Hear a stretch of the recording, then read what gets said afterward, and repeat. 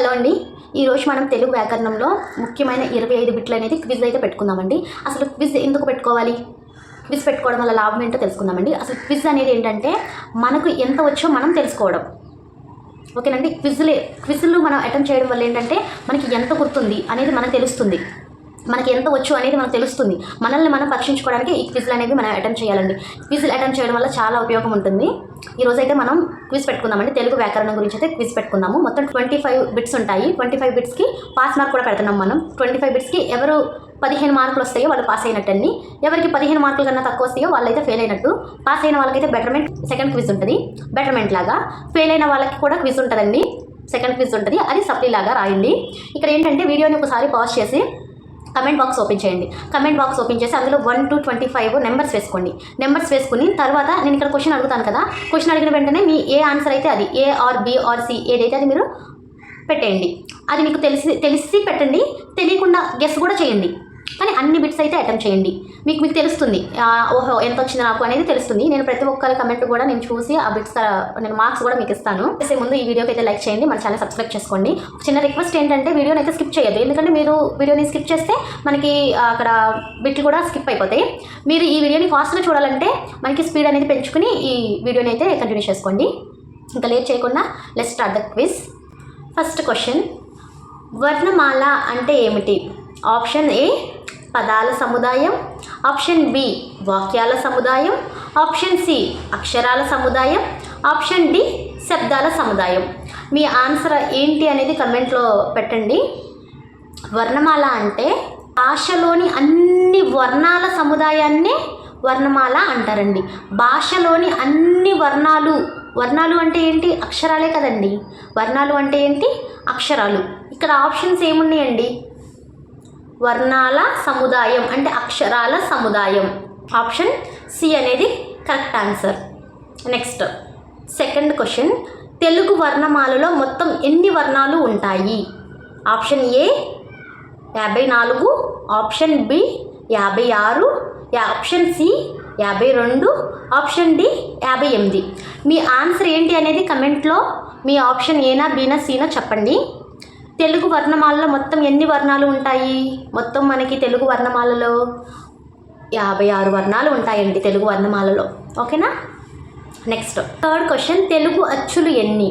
Options, option A 14, option B 16, option C 18, option D 20.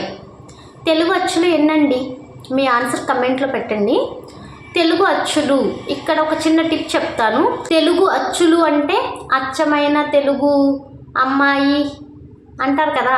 అచ్చమైన తెలుగు అమ్మాయి అంటే ఎవరండి? 16 అణాల తెలుగు అచ్చమైన తెలుగు అమ్మాయి అంటారు కదా. 16 తెలుగు అచ్చులు అంటే అచ్చమైన తెలుగు అమ్మాయి, 16 అణాల తెలుగు అమ్మాయి అని గుర్తుపెట్టుకోండి. నాలుగో ప్రశ్న, తెలుగు హల్లులు ఎన్ని? Option A 36, option B 35, option C 37, option D 38. మీ ఆన్సర్ కమెంట్లో పెట్టండి. హల్లులు, ఇక్కడ టిప్ చెప్తారండి. తెలుగు హల్లులు ఆర్లు అని మీరు అలా మెమరీలో స్టోర్ చేసుకోండి. హల్లులు అంటే ఆర్లు. ఆర్లు ఎన్ని ఉన్నాయి? 3 ఉన్నాయి. ఆర్లు ఎన్ని ఉన్నాయి? 3 ఉన్నాయి. ఇలాగా హల్లులు ఆర్లు ఎన్ని ఉన్నాయి? 3 ఉన్నాయి. అలాగ ఒక చిన్న టిప్ అండి ఇది. ఆన్సర్ వచ్చేసి 36. తర్వాత ఐదవ ప్రశ్న, చాత ఏ విభక్తి ప్రత్యయం? ఆప్షన్ ఏ ద్వితీయ విభక్తి, ఆప్షన్ బి తృతీయ విభక్తి, ఆప్షన్ సి చతుర్థి విభక్తి, ఆప్షన్ డి పంచమ విభక్తి. మీ ఆన్సర్ అనేది కమెంట్లో పెట్టండి. ఇక్కడ చాత అనేది ఏ విభక్తి అంటే చేతంచే తోడంతోల్. ఇవన్నీ ఎందులో ఉంటాయి? తృతీయ విభక్తిలో ఉంటాయి. చేతంచే తోడంతో తృతీయ విభక్తిలో ఉంటాయి. నెక్స్ట్ ఆరవది, కు కి ఏ విభక్తి ప్రత్యయాలు? ఆప్షన్ ఏ ప్రథమ విభక్తి, ఆప్షన్ బి చతుర్థి విభక్తి, ఆప్షన్ సి షష్ఠి విభక్తి, ఆప్షన్ డి సప్తమి విభక్తి. మీ ఆన్సర్ అనేది కమెంట్లో పెట్టండి. కు కి యొక్క లోపల ఇవన్నీ ఉండేది ఎక్కడ? షష్ఠి విభక్తిలో ఉంటాయండి. షష్ఠి విభక్తిలో ఉంటాయి ఇవి. ఏడవ ప్రశ్న, రాజా ప్లస్ ఆజ్ఞ ఏ సంధి? ఆప్షన్ ఏ గుణ సంధి, ఆప్షన్ బి సవర్ణ దీర్ఘ సంధి, ఆప్షన్ సి అనాదేశ సంధి, ఆప్షన్ డి వృద్ధి సంధి. మీ ఆప్షన్ ఏంటనేది కమెంట్లో పెట్టండి. ఇక్కడ బాగా గమనించండి. రాజా, రాజ్య అంటే ఆ, ఆజ్ఞ అంటే ఆ ప్లస్ ఆ అంటే ఒకే సవర్ణానికి చెందిన రెండు అచ్చులు కలిసి దీర్ఘ అచ్చు ఏర్పడితే దాన్ని ఏమంటారండి? సవర్ణ దీర్ఘ సంధి అంటారు. సవర్ణ దీర్ఘ సంధి అవును కదా. రాజాలో ఆ, ఆజ్ఞలో ఆ రెండు కలిసి దీర్ఘ అచ్చు అనేది ఏర్పడింది కదా. ఆ ప్లస్ ఆ ఈజ్ ఈక్వల్ టు ఆ. రాజాజ్ఞ, జగ దీర్ఘం వస్తుంది కదా, రాజాజ్ఞ. 8వ ప్రశ్న, నీలాకాశం ఏ సమాసం? ఆప్షన్ ఏ కర్మధారయ సమాసం, ఆప్షన్ బి ద్వంద్వ సమాసం, ఆప్షన్ సి బహువ్రీహి సమాసం, ఆప్షన్ డి ద్విగు సమాసం. మీ ఆన్సర్ ఏంటనేది కమెంట్లో చెప్పండి. ఇక్కడ జాగ్రత్తగా చూడండి. నీలాకాశం అంటే ఏంటండి? ఏమున్నాయి ఇక్కడ? నీల అంటే నీలి, ఆకాశం. నీలి అంటే ఏమిటి? రంగు, గుణాన్ని తెలుపుతుంది, అంటే విశేషం తెలుపుతుంది. ఆకాశం అంటే నామవాచకం. ఆకాశం అనేది నామవాచకం కదా. ఆకాశం నీలంగా ఉందని చెప్తుంది. విశేషాన్ని విశేషంగా విశేషించే సమాసాన్నే కర్మధారయ సమాసం అంటారు. అవును కదా, అర్థమైందా? నీలి అనేది గుణాన్ని తెలుపుతుంది. ఎవరిది? నామవాచకాన్ని, ఆకాశాన్ని. నామవాచక విశేషాన్ని తెలిపేది కర్మధారయ సమాసం. తర్వాత 9వ ప్రశ్న, అంబరంకి పర్యాయ పదం ఏది? ఇక్కడ అంబరానికి పర్యాయ పదం ఏది అని అడుగుతున్నారండి. ఆప్షన్ ఏ ఆకాశం, ఆప్షన్ బి భూమి, ఆప్షన్ సి గాలి, ఆప్షన్ డి నేల. మీ ఆన్సర్ ఏంటి అనేది కమెంట్లో పెట్టండి. అంబరం, అంబరం అంటే ఏంటి? ఆకాశం. అంబరం అంటే ఏంటి? ఆకాశం. అంటూ ఉంటారు కదా, పెళ్ళిళ్ళకి పందిళ్ళు వేస్తారు. మనకి అంటూ ఉంటారు కదా పెద్దవాళ్ళు, అబ్బా ఆ పందిరి చూసారా, అంబరానికి అందుకుంటుంది, ఆ పెళ్లి పందిరి అంబరానికి అందుకుంటుంది, అంటే ఆకాశానికి అందుకున్నట్టుగా ఉంది ఆ పెళ్లి పందిరి అని అంటారు కదా. అలాగ అంబరం అంటే ఆకాశం. 10వ ప్రశ్న, అంకురం. అంకురం అంటే ఆప్షన్ ఏ మొలక, ఆప్షన్ బి పువ్వు, ఆప్షన్ సి ఆకు, ఆప్షన్ డి వేరు. మీ ఆప్షన్ ఏంటి అనేది కమెంట్లో పెట్టండి.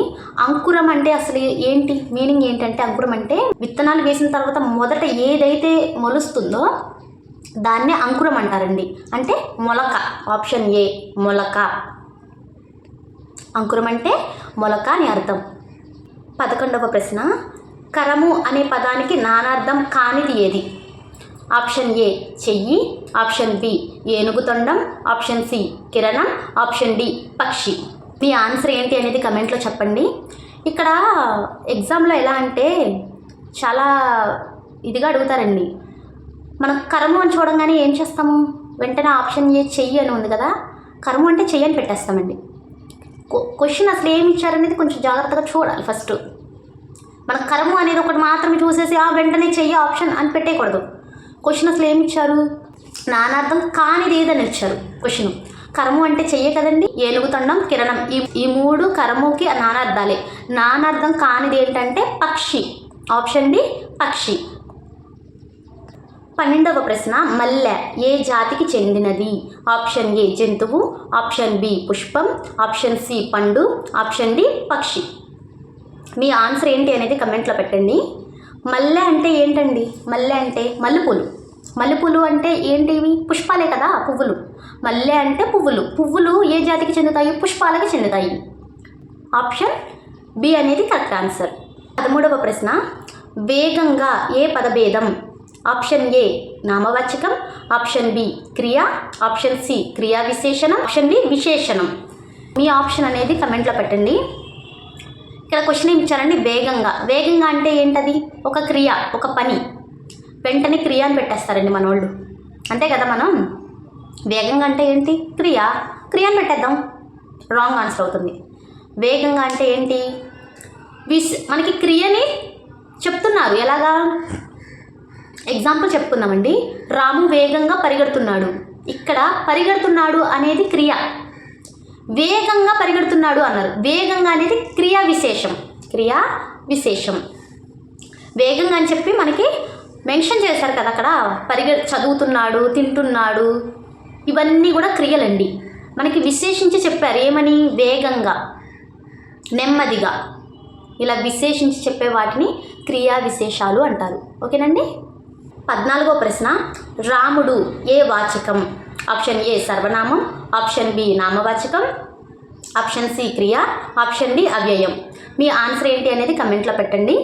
క్వశ్చన్ ఏమి ఇచ్చాడండి, రాముడు. రాముడు అనేది ఏంటండి, అసలు రాముడు అనేది ఒక పేరు, అంటే నామవాచకం అని. ఆప్షన్ బి నామవాచకం కరెక్ట్ ఆన్సర్.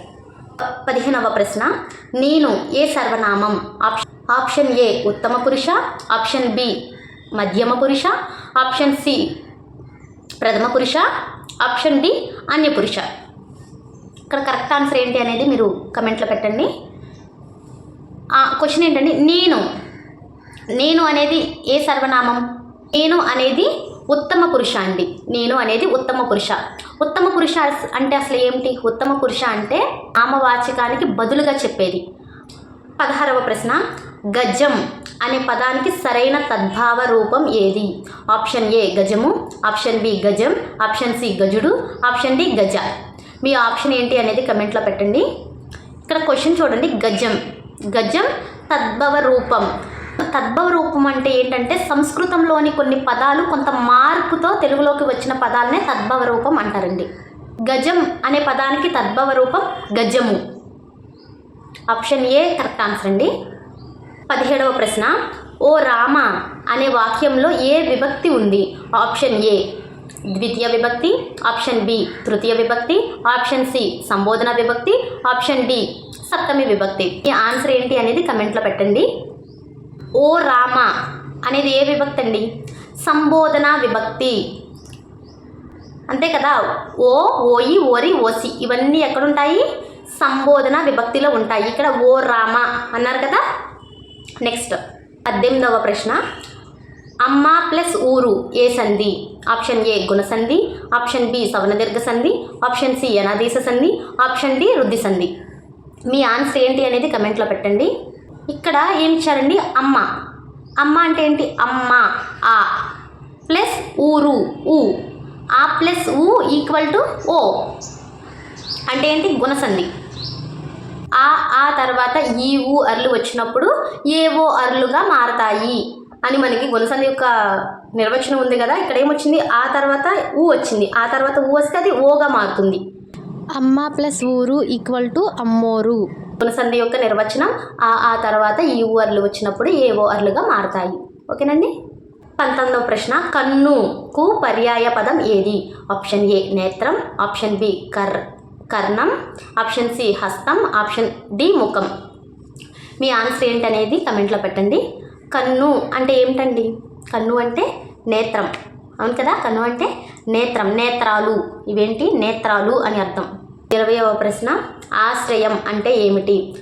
ఆప్షన్ ఏ ఆధారం, ఆప్షన్ బి అడవి, ఆప్షన్ సి ఆకాశం, ఆప్షన్ డి గాలి.